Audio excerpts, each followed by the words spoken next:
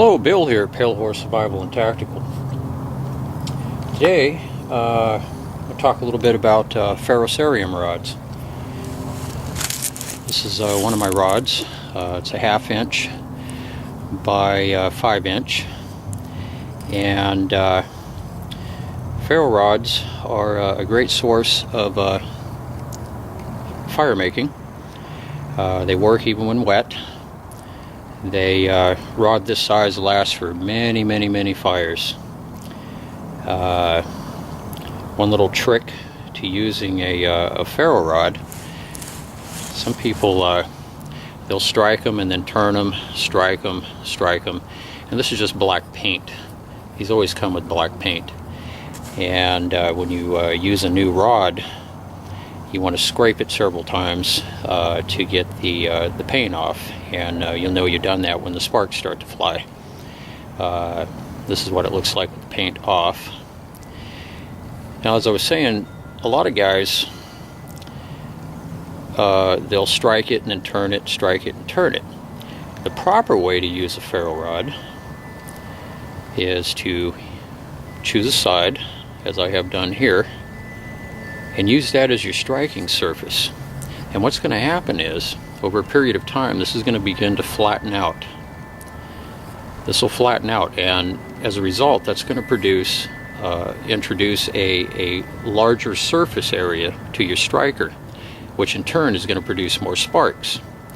In other words, if you do it on the rounded surface here, you have a much smaller striking surface.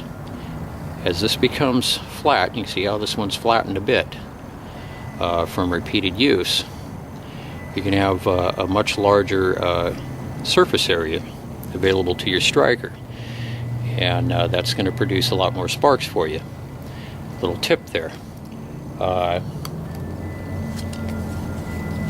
Pretty cut and dried, not a whole lot that can be said about it.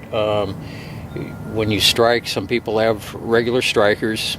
I never carry a striker with me because I always have a knife. This is my good old trusty beater knife, and $8 flea market special. I know it didn't cost $120, but you know, I've had this for probably 12 years at least, and I've beat the holy snot out of this thing, and I haven't been able to break it. Good edge retention. I love this old knife, I really do. I have more expensive blades, high carbon steel and everything, but just love this knife. Anyways, and it has a nice 90-degree edge. Now, when you strike a ferro rod, never use your blade.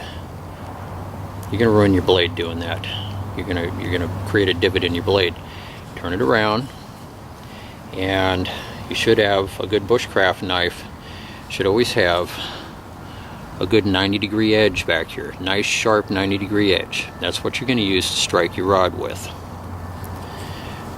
Some of the Mora knives, love Mora. I have a Mora companion heavy duty, great knife, but they have a rounded edge. It's not 90 degrees. That could be fixed with a file, very easy.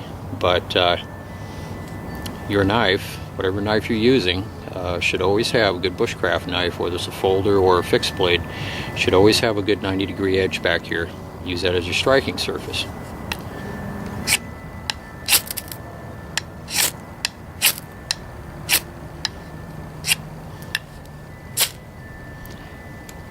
That's pretty much it. There's not a whole lot to ferro rods. These get wet, they work just fine. Great fire making resource. Like I said, a rod this big is going to last a long time. I just got through doing a bow drill video where I made a bow drill kit out of oak. You can look for that on the channel, and it worked surprisingly well. But here is some shavings back here that are leftovers from the bow drill kit, and we'll go ahead and light them on fire here. There's two different methods you can use. There's a pull method where guys will pull the ferro rod up You can also push down into your pile, which is how I usually prefer it, and a lot of guys are afraid to do that because usually your knife will hit, so you have to kind of coordinate your stroke and get used to doing it this way.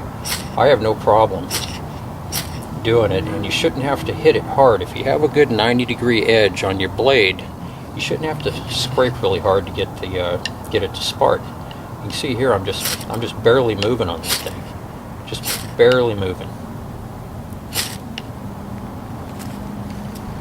I mean, it's really that easy. Very, very simple to do.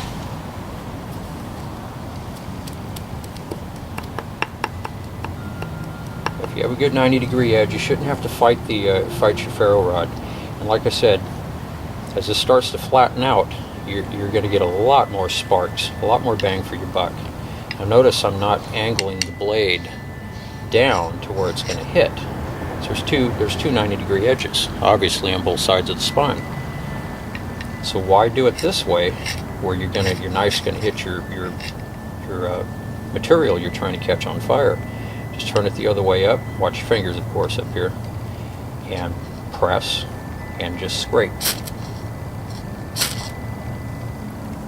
That easy. It doesn't get any easier than that.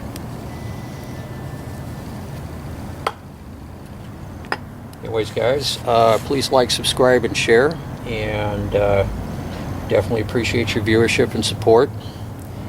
Please stay tuned for many more videos. As soon as I get more time, I'll be cranking some more out. Got a lot of videos in the works. Everybody have a great evening or day, depending on where you're located, and I will see you guys very soon on the next one. Take care. Bye-bye.